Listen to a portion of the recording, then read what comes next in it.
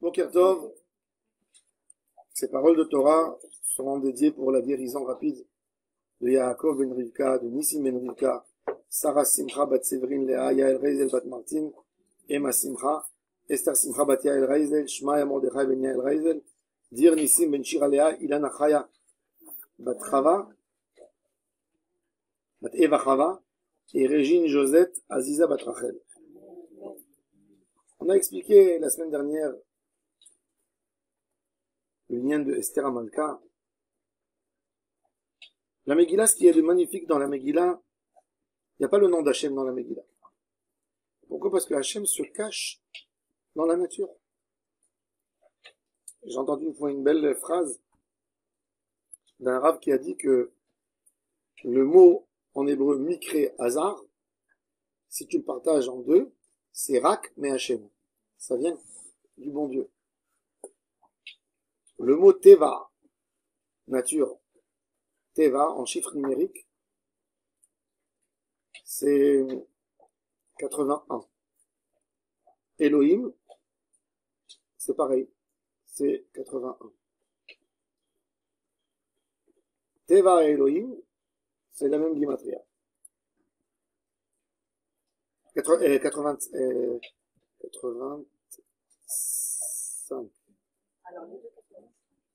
Teva et Elohim, c'est la même gimatria. Akadosh Baruch Hu se cache, Hateva, 86. Hateva. Akadosh Baruch Hu se cache dans la Bria, et c'est ce qu'on voit. Hein. On va voir dans la Megillat Esther, on a un puzzle extraordinaire. On va mettre les points de la Géoula, comment ils se sont faits. Alors on a expliqué que, la semaine dernière, on a parlé que dans tous les livres de nos prophètes, quand il y a un malheur qui arrive pour le Ham Israël, on donne la raison du malheur. Et dans la Megillat Esther, il n'y a pas de raison. Il n'y a pas écrit pourquoi. Pourquoi est venue cette Sarah énorme de Haman Araja? Mais il faut savoir que, pour expliquer, je vais vous donner une petite...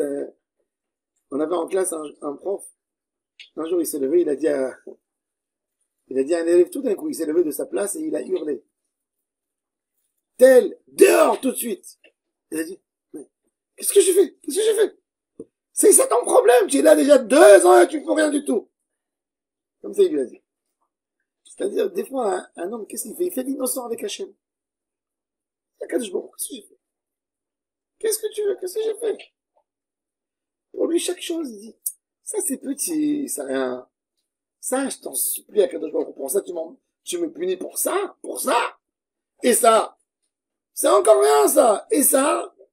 Qu'est-ce qu'il fait à Kadosh Baruch Hu? Il amène un malheur, Rahman al-Tzal, qu'on sait même pas pourquoi il est venu. Et chaque fois, tu sais pas. Quand je te dis, tu sais pas pourquoi. Tu me poses des questions comme cet élève. Qu'est-ce que j'ai fait? La réponse d'Akadosh Baruch Hu, c'est de nous amener des problèmes qu'on sait même pas. Parce que, pourquoi? Parce qu'il faut savoir qu'Akadosh Baruch Hu, il a fait un système incroyable quand il a créé l'homme. Il voulait que l'homme se répare à lui-même. Qu'est-ce qu'il a fait à Akadosh Baruch Hu quand il a créé le monde? Il a créé un modèle qui s'appelle Mida, Keneged Mida. Quand tu as un problème qui arrive, il faut que tu vois c'est quoi le problème. Et il va te rappeler un comportement mauvais que tu avais. Pour que tu fasses tes choux. Akadosh Baruch Hu, jamais il mettra quelque chose qui ressemble au feu si la personne il a fauté dans l'eau. Et il va lui amener une épreuve d'eau pour qu'il comprenne que c'est l'eau. Il n'a pas amené du feu contre l'eau. L'eau c'est contre l'eau, le feu c'est contre le feu. Paro, il a jeté les enfants juifs dans le Nil, mais il est tombé dans l'eau. D'accord? Un homme qui fait de la mahloket, qui allume le feu Shabbat, la Gemara elle dit, qu'est-ce qu'il va avoir? Il va avoir un incendie chez lui à la maison. Un homme qui fait pas attention. Dans une maison où on fait Hilul Shabbat, parce que la Torah elle s'est exprimée sur le Hilul Shabbat, Lotevaharu esh bechol moshevotechem biyom Shabbat. Et ben la Gemara elle dit, quand il y a un feu qui allume une maison, un incendie, c'est venu de n'importe. C'est dans cette maison, on fait pas attention sur Shabbat, comme il faut. Mida keneged mida. Un homme, il donne pas de tzedaka, Akadosh Baruch Hu lui prend ses rentrées. Mais c'est toujours, Akadosh Baruch Hu va pas lui donner un problème de santé, parce qu'il a pas donné de tzedaka. Il va le punir sur son argent, pour qu'il comprenne Qu'est-ce qu'il a à améliorer? Quand, chas v'shalom, nous, on n'utilise pas ce modèle d'Akadosh Baruch Hu, Ve'aya im telchu imi bekeri, on dit sur chaque chose, c'est un hasard. La bourse, elle est tombée, c'est un hasard. On a des ennemis, le Hamisal, c'est un hasard. C'est normal. On a ça, c'est un... Non, elle est où ta tchouva? Y a rien. Tout dépend de Trump, tout dépend. Et toi, y a rien qui dépend de toi. Qu'est-ce qu'il fait à Kadosh Baruch Hu? Il amène des choses pour punir où on ne comprend plus rien du tout. La Shoah, personne ne comprend. Pourquoi? Parce que on perd ce cadeau d'Akadosh Baruch Hu de pouvoir se réparer. C'est comme dans une voiture. Aujourd'hui, dans les voitures modernes où tout le système est électrique, vous avez un panneau qui va indiquer chaque chose qu'il va y avoir dans la voiture. Vous avez votre porte qui est mal fermée, il vous dit porte derrière de gauche. Bagage ouvert. Il vous dit tout. Il vous dit, même, j'avais pas changé la pile de la clé de la voiture. Il m'a dit, ta pile est faible. Je comprenais rien, au début, je croyais, c'est la batterie. J'ai dit, pourquoi il appelle? Après, j'ai compris que c'est la pile. Il te dit, dans la pile que tu fais rentrer, il sent dans le contact qu'il n'y a pas suffisamment d'électricité. Eh ben, il te dit, elle est faible. À ce point. Qu'est-ce qu'il va faire? Alors ça, voilà. Alors, on te fait un flash, répare. Qu'est-ce qu'il fait un homme idiot? Il voit que c'est en train d'alerter tout le temps. Il prend un ciseau et il coupe cette machine. Elle lui indique plus rien du tout. Ah, maintenant, quand t'as un problème, va chercher. C'est exactement ça. Quand un Kadosh Baruch Hu, il te donne ce modèle extraordinaire dans ta Neshama, qui nous réveille. Dès qu'on a un problème, la vérité, on comprend tout de suite. Ah, c'est parce que j'ai fait. Mais après, qu'est-ce qu'il fait? C'est dans le subconscient. Il se réveille une fois. La morale, elle se réveille en nous. Pas la morale, le matzpoun, matzpoun, la conscience. La conscience, elle se réveille en nous. Qu'est-ce qu'on fait? On étouffe. Tac! On met une couverture dessus. Ne pense pas, c'est pas vrai. Quoi, moi je suis mauvais? Je suis pas mauvais. C'est lui qui m'a fait, c'est lui le fautif. Qu'est-ce qu'on fait? On a étouffé la conscience. La conscience, elle dit, tu m'as étouffé. Je pourrai plus agir la prochaine fois. Un homme perd la conscience doucement, doucement. Première fois qu'un homme fait un crime, fait une avéra, il a une conscience horrible, il dort plus la nuit. Qu'est-ce qu'il fait dans la journée? Ou il va faire teshuva, ou il va se justifier. Il va se justifier, la prochaine fois qu'il va faire, il va avoir moins de conscience. La prochaine fois, il va avoir encore moins de conscience. La prochaine fois, il aura aucune conscience, il fera ça comme si il boit un verre d'eau. Et ça, c'est perdre la conscience. Il y a des avérotes où, chas v'shalom, on peut être yaré shamayim, hein. On peut aller à la synagogue, mais on peut perdre la conscience sur des choses qu'on a envie de perdre la conscience. Quand le Ham Israël, à des moments que nous, on a connus, nos grands-parents, quand ils ont quitté l'Afrique du Nord pour venir pour trouver un futur en France. Du travail, de l'argent. Ils ont vu le premier problème qui leur a réveillé un problème de conscience. C'était pas comme ça au Maroc. Il n'y avait pas de Khilul Shabbat. Il n'y avait pas à ce point. Ah, c'est pas grave, c'est une chose. Après, il y a une deuxième chose. C'est pas grave, c'est une chose. C'est pas grave. À la fin, qu'est-ce qu'ils ont fait les enfants? Ils sont mariés avec des goyotes. Parce que ils ont tué la conscience. Quand tu tues ta conscience, elle ne se réveille plus. Et c'est pour ça, quelque part, l'histoire de Esther, c'est de la morale au Ham Israël, c'est du moussard. Ne perdez pas votre conscience. C'est pour ça que Esther, tout son inyan, c'est Astir Panaï. C'est un Esther Panim, pourquoi? Parce que le Ham Israël a perdu sa conscience par rapport à plusieurs choses. Donc, il faut savoir que la conscience, on la perd par rapport à ce que nous, on veut. Un homme peut avoir une super conscience et une super sensibilité par rapport à quelque chose, un manque de conscience absolue pour une autre chose. On se fait ce partage dans l'âme. C'est pas t'es conscient ou t'es pas conscient. Si, t'es conscient pour ça, mais t'es pas conscient. Vous pouvez voir un homme hyper conscient pour n'importe quelle chose qui l'a intéressé, mais pour d'autres choses, comme s'il ne voit rien du tout. Et il faut prier toujours à Hachem de ne pas perdre notre conscience. Le grand devine, il dit, normalement, c'est quoi la conscience? Il dit, comment tu sais que c'est ta conscience? Il dit, c'est la seconde hésitation avant de faire la chose. Qui te vient dans la tête, et dit, ça, il faut l'écouter. Ça, c'est en Yetzer Tov, mais comme il est pas fort, tu fais. Mais ça, c'est ça la vérité qu'il fallait entendre. Ce petit moment avant de faire. Ça, c'est la conscience. Ça, c'est le Yetzer Tov qui t'a crié, essoufflé, avec la voix égosée, arrête! Mais, qu'est-ce que tu as fait? Tu n'as pas écouté, tu as fait. Et, alors, première chose, c'est la conscience. C'est le subconscient, et il dit le Gaon de Vina, on l'étouffe, et on fait ce qu'on a envie de faire. Et ça, il faut gérer. Alors ça, c'est l'histoire du Ham Israël, donc l'histoire de Esther. Quelque part, on a perdu. Et malheureusement, suite aux générations, plus on s'éloigne d'Hachem, on perd cette conscience qu'on n'est plus capable d'expliquer pourquoi il y a des malheurs qui nous arrivent. Est-ce qu'on a aujourd'hui un tzaddik émet qui est capable de réunir le Ham Israël et de nous dire pourquoi le 7 octobre s'est produit? Malheureusement, on n'a pas. Et vous savez pourquoi on n'a pas? Parce que normalement, on aurait dû le savoir, nous, pourquoi on l'a eu. Mais qu'est-ce qu'on a fait? On a eu une aide gratuite pendant 1 an et demi, sans cesser, où on a parlé les uns sur les autres. Et on a parlé la première fois, on a dit, non, mais ça se fait pas que je parle sur mon frère. Mais après, on a entendu du Lachon Hara encore, et après on a dit, ben regarde, comment ils nous considèrent. On va leur répondre. Et après, donc, on a perdu la conscience. On a perdu. Après, il y avait plus de conscience. Alors, du moment où tu perds ta conscience, Akadosh Baruch Hu, il te dit, eh ben, moi, je t'enlève ce privilège que je t'ai donné, cet écran, eh ben, il a été coupé, il a été débranché d'électricité, tu ne pourras plus rien savoir. Et c'est pour ça que le prophète, il dit, que quand le temple a été détruit, les prophètes, ils ont posé la question, Alma Avda Haaretz. Alma. Alma. Aujourd'hui, s'il y a quelqu'un qui va venir, il va nous dire, vous savez, moi, je vais vous dire pourquoi il s'est passé l'histoire du 7 octobre. Curieusement, on va l'écouter, et tout de suite après, on va le critiquer. T'es un orgueilleux, tu crois que c'est toi qui pourras nous dire, Pourquoi? Parce qu'on a perdu, avant, les gens, ils écoutaient le prophète. Pourquoi? Parce qu'ils avaient la conscience en eux. Alors, on peut accepter. Quand on n'a pas la conscience, on ne veut même pas admettre que l'autre peut nous donner la solution. Et ça, c'est le tarlit. C'est pour ça que, quelque part, c'est quoi? Qu'est-ce qu'on fait pour Purim? On réveille en nous la conscience. On fait un Mishloach Manot. On devient hypersensible. C'est quoi un Mishloach Manot? Mishloach Manot, c'est de développer en toi la sensibilité. Tu vas envoyer un Mishloach Manot et tu as envie de mettre, par exemple, une boîte de bamba à ta voisine.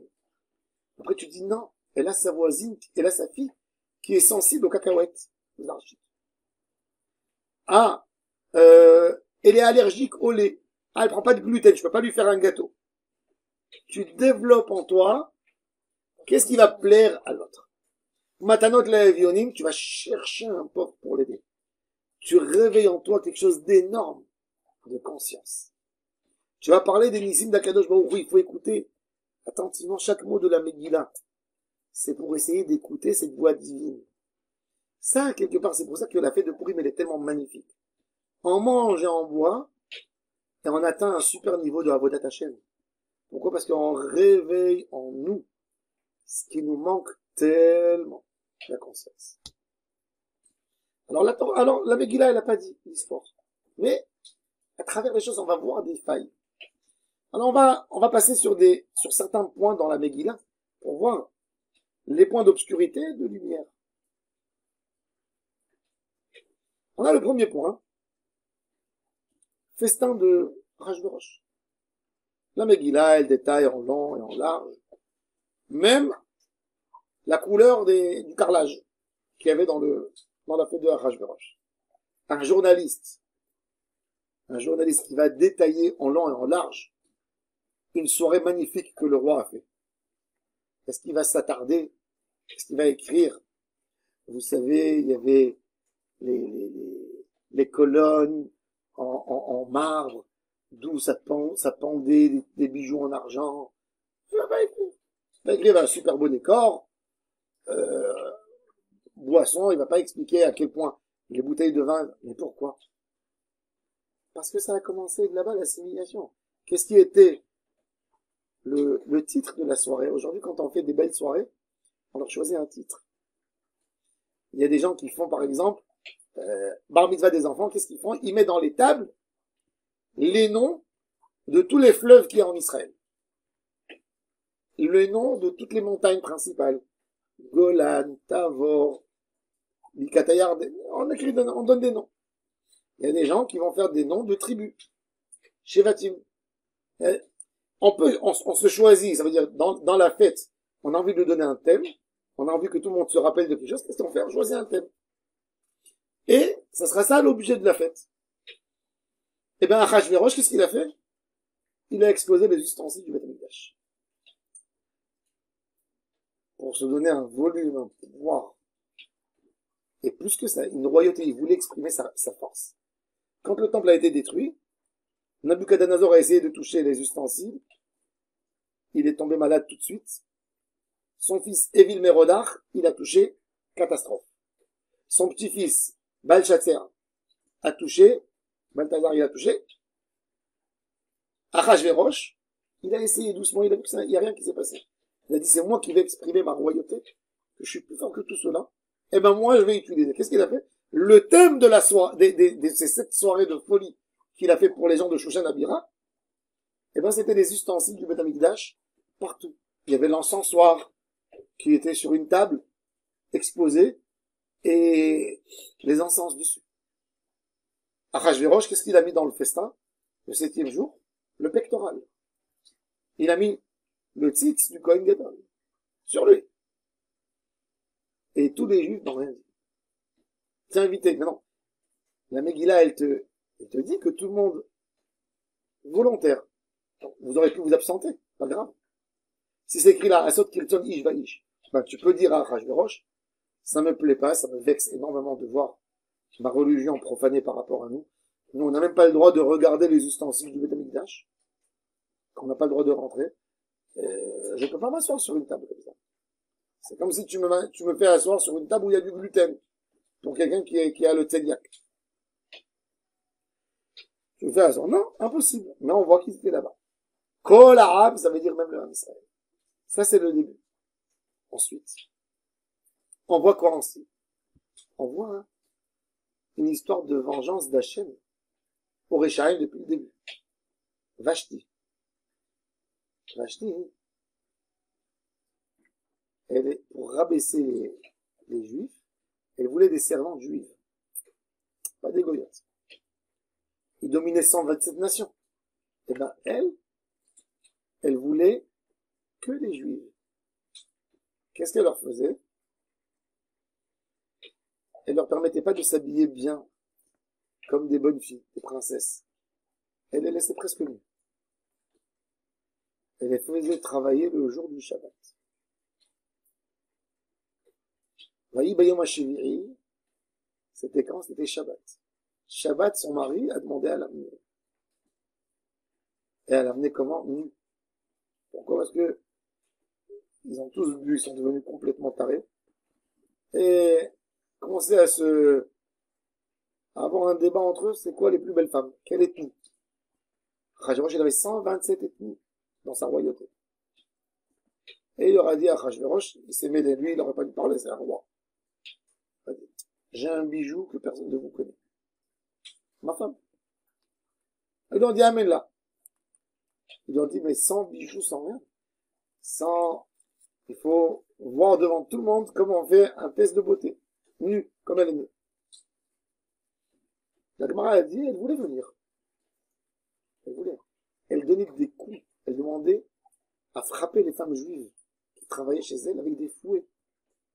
Elle leur faisait des blessures. Donc, quand Achashverosh a demandé de ramener sa femme, elle voulait se présenter. Qu'est-ce qu'il a fait? Quand elle s'est mise devant le miroir pour voir comment elle est, des boutons de lèpre sur tout son corps. Sans corps de la tête aux pieds, boutons de lèpre. Donc elle a eu sur ce qu'elle blessait les filles juives. Elle les faisait travailler Shabbat. Le jour du Shabbat, ça s'est passé. Elle est déshabillée pour les humilier. Elle a été humiliée. Et là, arrive sa mort. Donc, Achashverosh, on connaît l'histoire. Qu'est-ce qu'elle fait maintenant? Elle voit qu'elle n'est pas en mesure. Elle va pas écrire à son mari. Elle va pas lui dire, je suis lépreuse. Elle va lui dire, t'as un manque de respect pour moi. Et elle lui a dit, toi, tu étais le serviteur le fils de celui qui gardait les chevaux de mon papa, tu me parles comme ça. C'est moi la reine, et toi, t'es un rien du tout. Quand lui, il avait ce complexe. Parce que c'était pas un fils de roi. Elle, c'était une vraie princesse.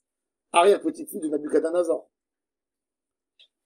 Là, toute sa folie lui est montée dans la tête. Et il a demandé qu'est-ce qu'il fallait faire pour vraiment se venger avec elle. Il a 7 conseillers. Il leur demande qu'est-ce qu'il faut faire. Ils ont peur. Ils savent que c'est un idiot. C'est un Trump à l'ancienne. Qu'est-ce qu'il a? Qu'est-ce qu'il peut? Qu'est-ce qu'il faut faire? Qu'est-ce qu'il faut faire? Qu'est-ce qu'il faut faire? Ils ont peur de dire. Il dit, parce que chacun qui va lui donner un conseil, demain il va venir lui réclamer. Haman, il avait un compte à régler avec elle par rapport à ce qu'elle a fait à sa femme. Haman, il lui a dit, si tu m'écoutes, il faut la tuer. Il a dit, parce qu'elle menace ta royauté. Parce que normalement, je vous pose une question. À l'époque, dans le monde absolu de la monarchie, imaginez-vous au Maroc, par exemple, au Maroc, il y a le roi qui passe, d'accord? Et tout le monde dit, vive le roi, vive le roi. Et tout d'un coup, il y a un, il sort et dit, toi t'es un roi, toi t'es un voyou, tu n'es rien du tout. Tu vaux rien. Qu'est-ce qu'il dit? Tout de suite, exécuté. Mais si la femme du roi, elle lui dit dans la maison, ils ont une histoire, elle lui dit, tu vaux rien, tout le monde pense que t'es un roi, mais t'es pas un roi.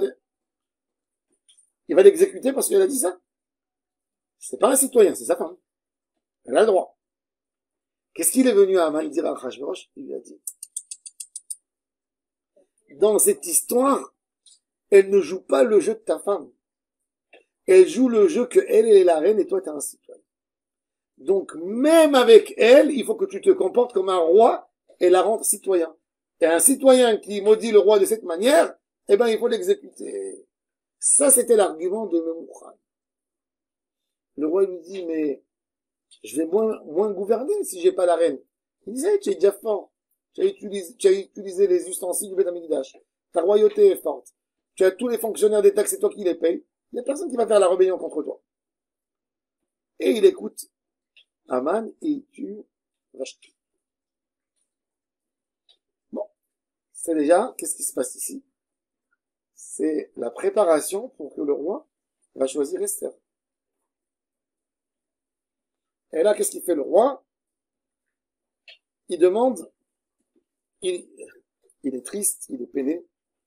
Après quelques jours, il languit Vashti, avec tous ses défauts. C'était sa femme. Et là, tout le monde essaie de lui trouver des femmes. Si on regarde l'histoire elle est complètement folle. Parce que, quand on amène une femme au roi, des fois, vous savez, il y a quelqu'un qui vous dit, tu sais, mon fils, le pauvre, il est bloqué déjà des années, il n'a pas de chidour, tu connais pas quelqu'un. Alors, des fois, qu'est-ce que vous faites? Vous voulez vous en débarrasser? Il dit, pas forcément. Tu sais, j'ai rencontré une dame, par hasard, elle m'a dit qu'elle a une nièce, qui est très mignonne, elle est en train de faire des études, et etc., etc. Je la voudrais pas pour ton fils. Moi, je peux essayer de lui parler. Ça, vous le faites pour un ami, mais imaginez-vous pour un roi. Vous allez faire ça.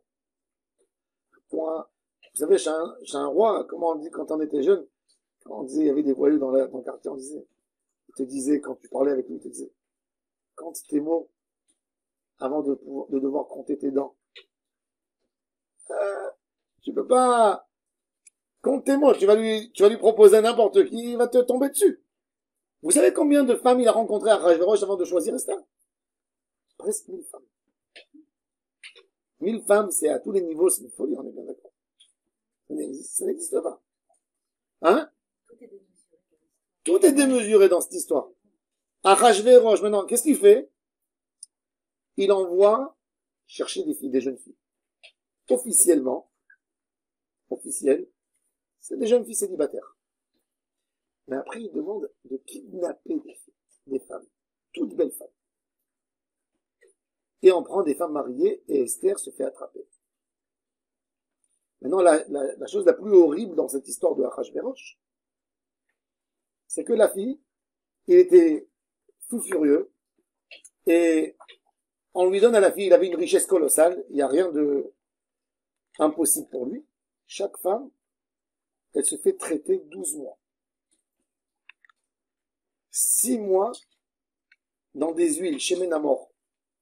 Le Shemen Hamor, le Radak explique que la meilleure huile pour le corps, c'est les olives quand ils arrivent à 1/3 de ce qu'ils poussent. On les prend, on les broie, on fait sortir une crème qui mettait, ça épilait le corps complètement et ça le rendait doux comme une peau de bébé. Ça enlevait toutes les traces, toutes les rides. Et 6 mois que dans des parfums et dans des traitements. Après ça, elle vient chez le roi, elle s'assoit avec lui pour dîner et elle lui amène, elle a le droit de lui faire elle lui fait comme une présentation de musique musicale pour venir comme si c'est Kochav Nolad, une star elle présente ce qu'elle a à présenter. Elle vient avec un orchestre, avec des danseuses, et elle doit impressionner le roi. Le roi, il passe avec elle la soirée. Elle dort au palais. Le lendemain matin, si le roi a décidé que c'est elle, c'est elle. Si c'est pas elle, elle va au harem jusqu'à la fin de sa vie. Si le roi, il la voudra, il va la rappeler. C'est-à-dire, c'est une folie. C'est-à-dire que peut-être tu es marié avec le roi, mais sinon, c'est un harem. C'est ce que ça veut dire un harem. Moi, j'ai vu c'est quoi un harem. J'étais à Istanbul, dans le palais Topkapi, le palais des sultans. Il y avait 150, 160, 200 femmes fermées. Et la maman du sultan, non, c'était avant, quand il y avait des sultans. La maman du sultan, elle s'appelle Vizir Sultan, c'est la maman du sultan, qui est la femme qui gère le harem. Oui. Et c'est elle qui décide. Oui, oui. Alors, il y avait un des rois qui était à l'époque du Louis XVI. Non, il a laissé 5000 enfants. Un roi, quand il montait sur le cheval, il prenait son épée et il coupait la tête de celui qui l'a aidé. Il est très connu. Hein, le roi le plus influent du Maroc. J'ai oublié son nom. Mohamed qui l'a aidé à monter au cheval. Oui. Il prenait un serviteur qui voulait tuer et dès qu'il montait pour être bien installé sur son cheval, il faisait sortir son sabre et il lui enlevait la tête. Ouais. C'est vrai, il a tué dans sa vie 10 000 ou 15 000 personnes. Un truc de fou. Et il a eu 5 000 enfants, ils disent. Moulay Mohammed, il s'appelle. Et à l'époque, et donc, et j'étais là-bas, et vous voyez, c'est fermé. Maintenant, les seuls hommes, vous savez comment on appelait à l'époque les serviteurs qui travaillaient dans le harem? C'est écrit là, Sarissé Amelech, c'était des eunuques. On n'est pas qui touche les femmes. Donc c'était tout un système, une prison, un chémichement. Une femme, c'est où tu rentres, où t'es la reine, mais où tu vas avoir des bonnes conditions, mais jusqu'à la fin de ta vie, t'es fermé. Rien du tout, aucun amour, rien. Non, c'était comme ça. Quand il a commencé ce test, depuis la 3e année où il a tué Vashti, jusqu'à sa 8e année. Presque 1000 femmes. Disons qu'on a laissé 1 an pour préparer les femmes. Donc, à peu près 1000 femmes sont passées dans cette histoire, un peu plus que ça. Et Esther, Chodesh Asiri, Chodesh Tevet, elle arrive maintenant, Esther, c'est pas une très belle femme. La Gemara, elle dit que Esther avait des problèmes de foie. Esther avait des problèmes dans le foie. Elle était jaune. Comme la jaunisse, elle avait. Hiérakro qui était Taïta. Elle était jaune. Yarok dans la Talmud, c'est jaune. Mais elle avait un rein, elle avait de la classe. Et le roi, dès qu'il l'a vu, il a perdu sa tête. Il a dit, c'est là. Tout de suite. La soirée, quand il était assis, il a pris la couronne de Vashti, il l'a mis sur la tête. Vayamlichea tachat Vashti. Maintenant, c'est une femme mariée. Qui a été capturée. Mordechai Yehoudi, il a un espoir. Si elle dit pas son nom, elle sera même chassée du harem. Parce que le roi ne va pas s'aventurer avec une femme qu'on connaît même pas ses parents. Elle vient d'où? On sait pas d'où. Point d'interrogation. Alors il lui dit, fais attention. Esther, elle a une seule envie, de retourner chez son mari. Il faut savoir, d'après la halakha, dans cette situation, Esther n'a jamais fait un pas d'elle-même pour s'approcher du roi. C'est pour ça que la Megillah, elle tient à nous préciser. L'Obiksha Davar, elle avait tellement peur de faire quelque chose qui va plaire à Achashverosh et il va l'interdire sur son mari, qu'elle a même pas demandé un parfum, un maquillage spécial. Alors, Shah Hashgez, le directeur du harem, c'est lui qui l'a forcé à s'habiller, à lui faire quelque chose pour qu'elle plaise au roi, parce que sinon le roi, il va dire, vous avez manqué quelque chose. Alors, il lui donnait. Mais c'est écrit l'obuksha, pourquoi elle demande rien? Parce qu'elle n'a pas envie de plaire au roi. Elle a envie qu'il les chasse. Et malheureusement, elle est montée et elle a décidé que c'était elle. Et là, Mordechai Yehoudi, très inquiet. Et il dit, la dernière espoir, c'est de dire que tu sais pas c'est qui tes parents, il va te chasser. Et Mordechai, pour encourager Esther, tous les jours, la Khatar Bet Amelech, il se tourne à côté et il lui fait un coucou. Ça, c'est l'histoire. Dans ces moments-là, il y a déjà un S. Que Mordechai, qui était membre du Sanhédrin et qui parlait 70 langues, entend les deux gardes-corps du roi, qui décident de le tuer. Bon, lui, il aurait dû se taire, mais il avait peur pour Esther, pour sa femme, et pour sa nièce. C'était sa nièce. Et il va raconter à Esther, quelque part, quand il raconte à Esther, pour qu'elle va dire au roi, c'est il fait entre elle et le roi une proximité. Mais, pour sauver, il fait ça. Lui, quand il fait ça, c'est pas son intérêt. C'est contre son gré. Et lui, qu'est-ce qu'il aurait voulu? Quand tu as Achashverosh. Esther sera épargnée, peut-être. Un homme, qui fait normal de jalousie, c'est pas de l'aider à rester avec le roi. Elle revient. Et si elle meurt, elle meurt. Et ben lui, il fait contre son gré. Il a envie de sauver que Esther. Et qu'est-ce qu'il fait? Il va lui raconter le secret. Elle va dire au roi, au nom de Mordechai, sans préciser que c'est son mari. Mordechai n'est pas récompensé. Ça déjà, hein, c'est pas dans l'ordre du roi. Ce roi qui récompense tellement. Quand quelqu'un sauve le roi de la mort. Et ils ont vu, comme que le Midrash il dit, quand ils ont amené le plat au roi, il faut savoir que Achashverosh avait une phobie. Il y a des gens, plus ils sont riches, plus ils sont fous. Il y avait aux États-Unis un milliardaire. Vous savez comment il est mort? Il est mort dans une chambre fermée. Personne ne pouvait lui parler. Il a décidé qu'il y a des microbes partout. Il mettait des filtres de partout. Comme s'il était dans une serre. Personne ne pouvait lui serrer la main. Il voulait pas manger rien du tout. Quand un cadeau lui donne un cadeau, il prend quelque chose d'autre. Il lui a pris son cerveau. Il a beaucoup d'argent, mais pas de cerveau. Et, à la fin, il profite pas de la vie. Un jour, vous savez, j'ai dit au Rav Amar, j'ai dit un jour, qu'est-ce que tu languis le plus avant d'être grand rabbin d'Israël? T'as un gros poste. Il me dit, je languis les vendredis, j'allais à Mahane Yehuda acheter du poisson, tourner entre les magasins, prendre des épices. Je peux plus sortir aujourd'hui dehors. Où je sors, tout le monde me connaît. Je peux plus marcher. Je peux plus. Il me dit, mon rêve, c'est de mettre une casquette sur ma tête, d'aller dans un endroit, de m'asseoir, prendre un petit café, tranquillement, que personne te regarde, que je passe, normal. C'est la seule chose que je demande. Et ça leur manque. Ça leur manquait. Quand on allait en Khutzlaretz, ils me disaient, un jour dans la communauté, 2 jours, et après, en casquette, on tourne. Ils voulaient avoir un peu sa liberté. Sa liberté. Tu sens que tu es dans une scène. Tu dois te montrer toujours. Marcher avec un gros sourire, bonjour, bonjour, bonjour. Tu vas avoir un moment pour toi. Eh ben, donc, Mordechai Yehoudi n'a pas été récompensé. C'est contre le caractère de Achashverosh. Mordechai ne dit rien. Esther n'assiste pas que Mordechai soit décoré, son la Légion d'honneur, etc. Maintenant, l'effet de ce que Mordechai dit à Esther, et il a fait jurer tous les jours qu'elle dit pas, qu'elle se prononce pas qui elle est, a fait que Achashverosh a eu très très peur. Surtout qu'elle tombe pas enceinte. Il ne veut plus s'approcher d'elle, parce qu'il ne sait pas ce qui sépare. C'est un roi, quand même. Il n'y a pas s'aventure, et demain ils vont venir, un couple de drogués, ils vont lui dire on était vos parents.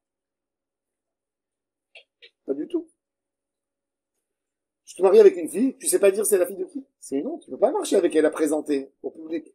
Surtout que lui, il était marié avec l'arrière-petite-fille de Nabuchodonosor, le plus grand roi de la terre.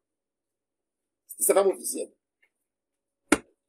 Ça va créer qu'il connaît pas l'identité d'Esther.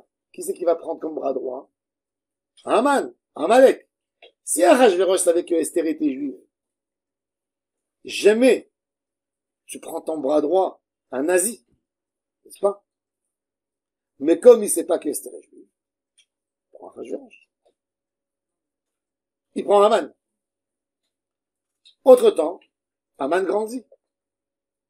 Mordechai, c'était le maître de Haman, il dit le Targum, que Haman et Mordechai se connaissaient avant.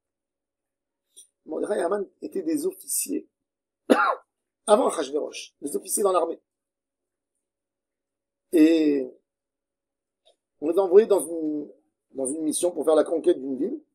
Et à l'époque, chaque officier, c'était comme un chef d'état-major par rapport à son équipe. On lui donnait à manger, l'argent, tout pour nourrir ses soldats. Haman jouait aux cartes avec ses soldats, ils ont dépensé tout l'argent, ils savaient pas, ils sont arrivés, ils n'avaient plus de pain, ils n'avaient plus rien à manger. Haman est venu chez Mordechai, le juif, et lui demande à manger, mais Mordechai a déjà entendu les propos antisémites de Haman, il lui dit, toi tu es notre ennemi juré, pourquoi tu veux que je te fasse vivre? Pourquoi tu veux que je te fasse vivre? Alors Haman lui dit, je me vends à toi, serviteur. Rien que ne me fasse pas cette honte que je vais mourir, on va mourir de faim.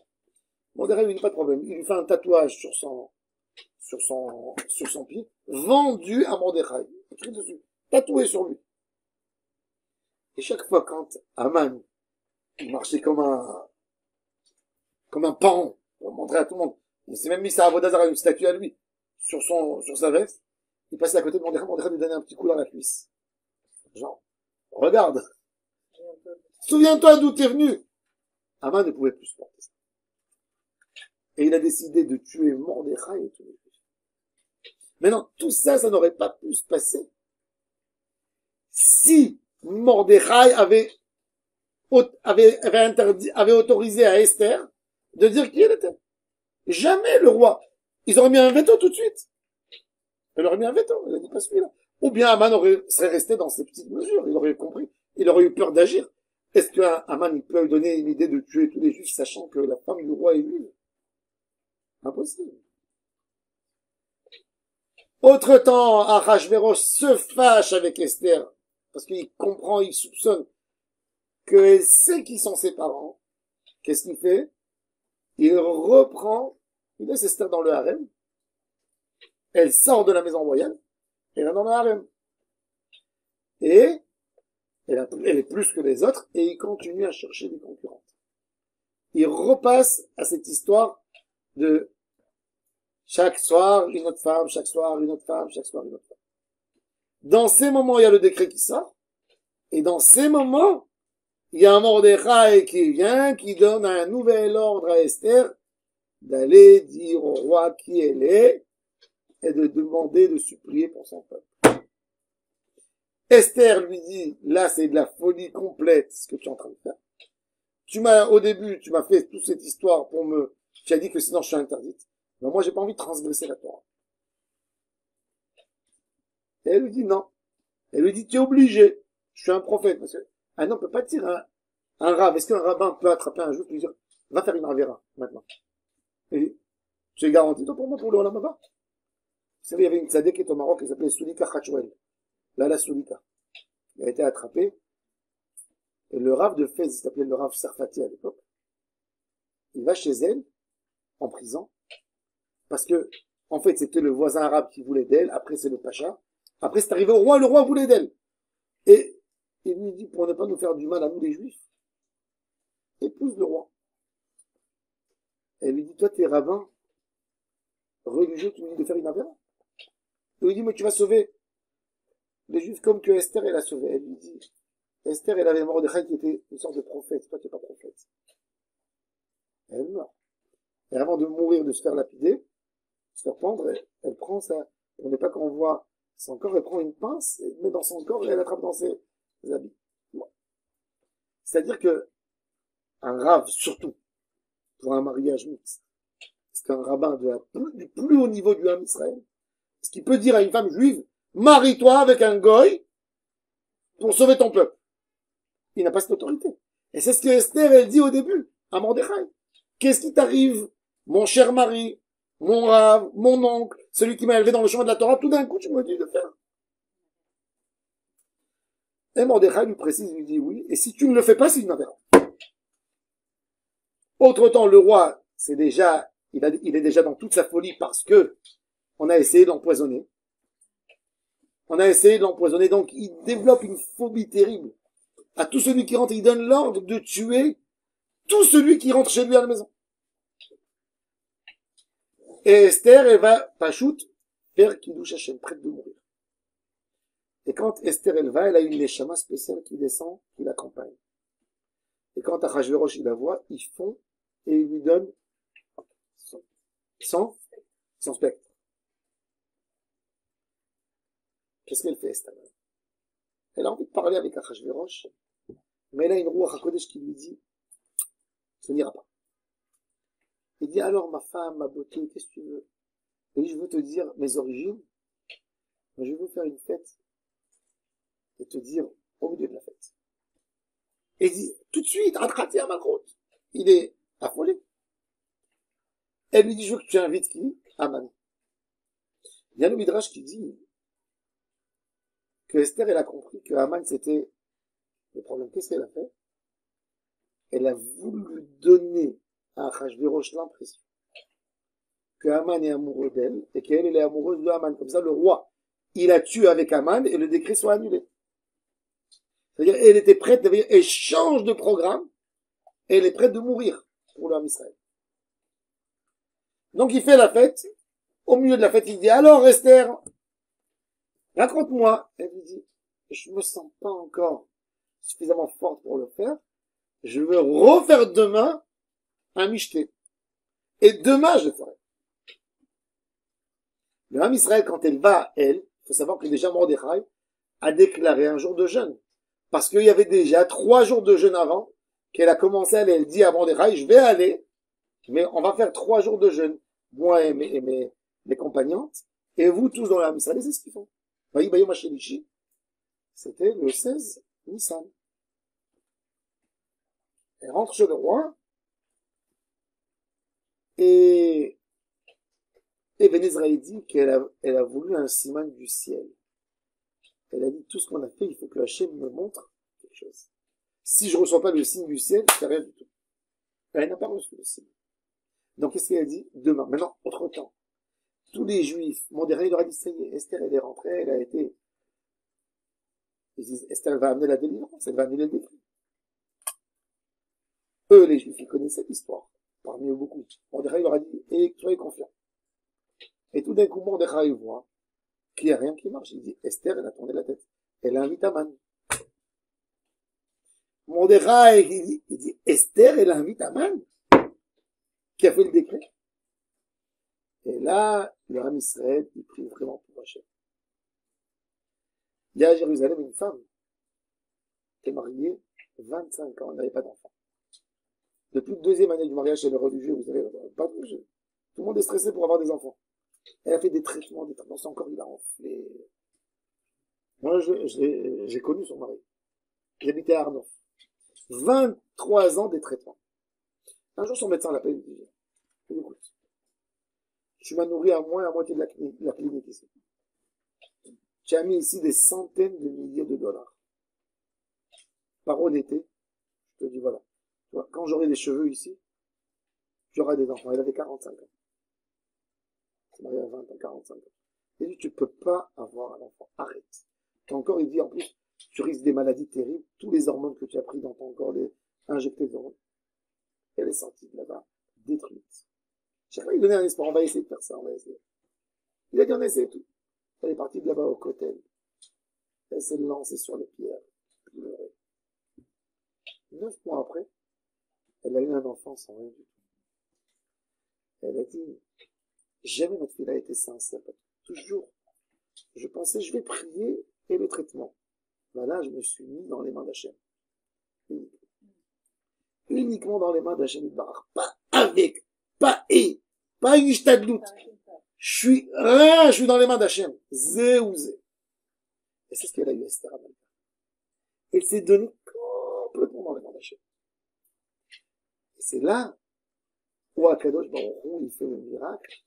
Ça commence là, le tikkun, où on commence à être collège. Ça, c'est Esther Amalka. Et voilà l'histoire, elle se passe là. Donc, autre temps.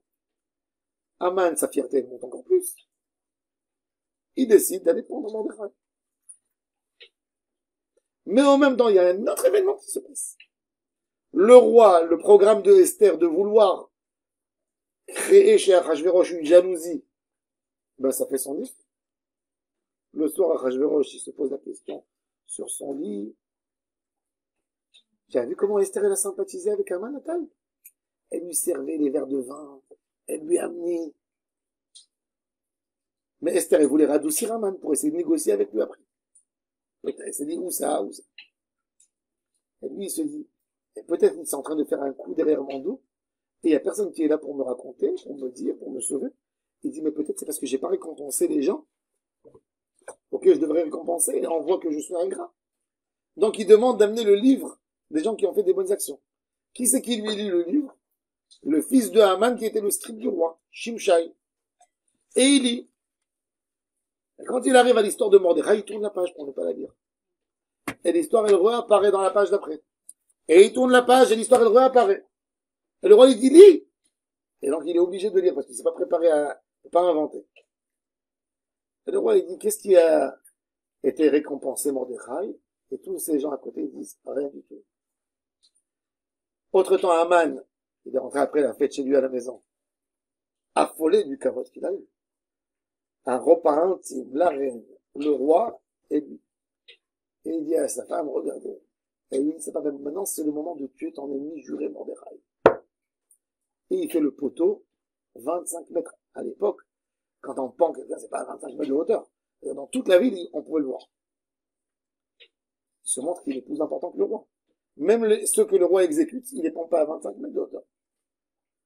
Il prépare où il va le pendre sur la cour externe de la maison de Haman, pas dans la place publique, pour montrer à tout le monde que Haman c'est comme un roi, pour montrer à tout le monde que Haman c'est comme un roi. Et donc,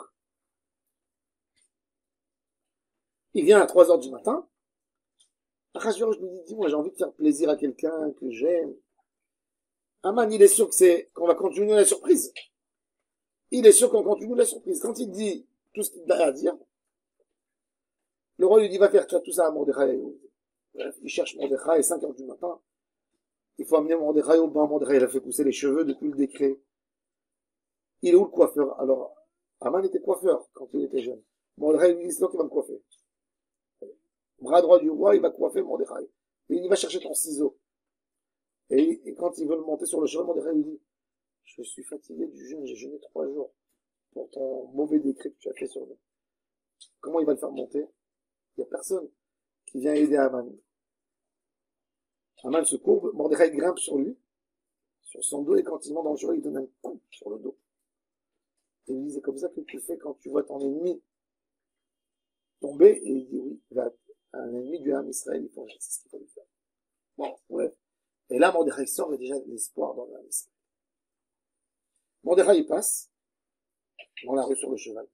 Il y a la fille de Haman, qui est sûre que c'est son père qui passe. Elle prend un seau, avec tous les idées de la maison, et elle jette sur la tête de celui qui tire le cheval. Elle est sûre que c'est Mordechai. Quand Haman lève la tête, elle voit que c'est son père, donc elle saute et elle se suicide. Haman a fini de faire le spectacle à Mordechai dans toute la ville à 10 heures du matin. Il court chez lui à la maison pour se changer. Et pleurer sa fille. Et là, sa femme, elle lui dit, c'est fini. Ça y est, le mazal de Mordechai est remonté. Va vite faire la paix. Demande à annuler le décret parce que il a même pas le temps. Et on l'appelle pour le nicheter. Et là, l'histoire se dévoile. Et là, il y a Harmona qui intervient. Haman n'a même pas demandé au roi encore de pendre Mordechai. le poteau, il savait. Personne ne savait. Puisque, quand il est venu, avant de demander l'autorisation de pendre Mordechai, le roi lui pose la question, qu'est-ce que tu aurais dit de faire à quelqu'un que j'aime?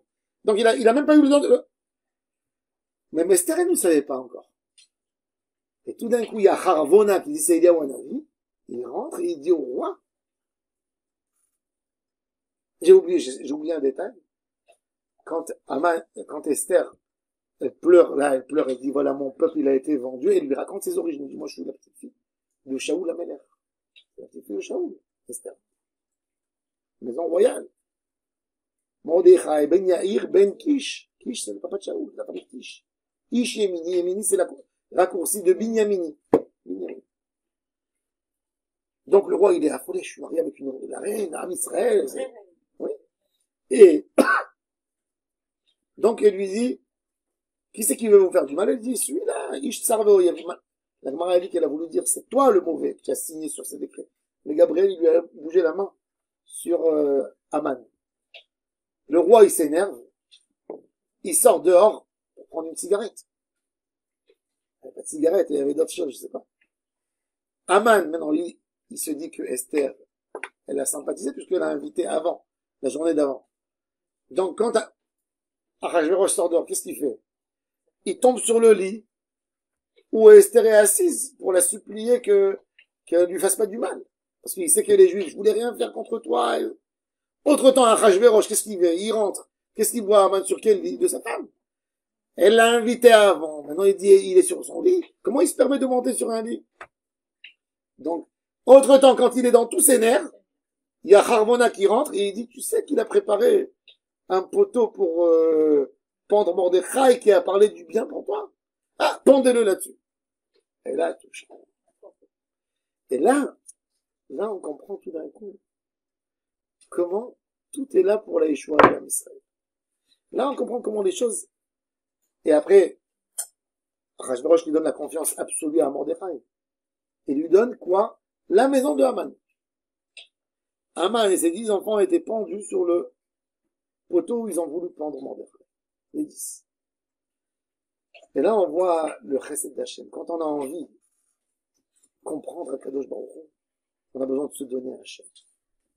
On a besoin de se donner à Hachem, de développer notre sensibilité par rapport à Hachem. Un homme ne peut pas dire je sais pas ce qui se passe. On va raconter une histoire qu'on a entendue pour qu'on comprenne c'est quoi le Cheshbon HaNefesh, une famille qu'on connaît. Je me permets de raconter parce que je ne donne pas des détails. Ils ont un enfant jeune, moins de bar mitzvah. Tout d'un coup, il a eu quelque chose qui lui est sorti, Rahman Alissan dans le pied. Ils sont partis, ils ont fait des radios, des scanners, on leur a dit que c'est une tumeur. Vous savez, des parents qui n'ont pas beaucoup d'enfants, la mère et le père en catastrophe. Mais la mère, elle a une émouna très forte. Elle n'arrêtait pas de pleurer à Hachem. Hachem, dis-moi pourquoi. Je veux réparer. Je suis pas là pour cacher. Tout ce que tu me dis, je fais. Elle a pas dit guéris l'enfant. Elle a dit dis-moi pourquoi. Qu'est-ce que j'ai à réparer? Tu me parles d'une manière très violente. Tu touches mon fils. Et vous savez qu'est-ce qui s'est passé? La nuit, elle rêve un vieux qui lui dit ton mari a fait un don à la synagogue il y a 2 ans. Paye le don, paye le don. Elle s'élève comme ça, elle réveille son mari, et il lui dit oui, j'ai fait un gros don, mais je leur donnais une petite somme chaque fois, je ne donnais pas, et ça traîne déjà 2 ans, et j'ai arrêté dernièrement de rembourser. Tout de suite, le lendemain, il est parti à la synagogue, et il a donné. Elle a fait le IRM, ils sont partis chez un, ils ont dit, bah, au prochain, c'est pas grave, rien que regardez, c'est-à-dire que quand on est attaché à Hachem, quand on dit Hachem, je suis pas là pour me masser, pour couvrir ce que j'ai fait, je suis là, je veux changer, ben aide-moi. Aide-moi, c'est une étape dans ma Chazara B'Tshuva, aide-moi. Ben, Kadosh Baruch Hu, il aide. Mais il faut être sincère. Tout le lien de Purim, c'est la sincérité avec Hachem. Ki imou ve ki belou ha Yehudim. Kabbalat Torah, c'est Purim. C'est plus que Shavuot, parce que Shavuot, on avait, Akadosh Baruch Hu nous a mis la pression de recevoir la Torah. Purim, c'est nous. On boit, on se saoule, mais on dit à Hachem, on t'oublie pas, on veut toi. Ça, c'est Kabbalat la Torah, mais à Ahava, on fait une fête pour recevoir la Torah. Et là, quand tu reçois la Torah Beratzon, Be'ahava, c'est là où que tu as les délivrances. Amen.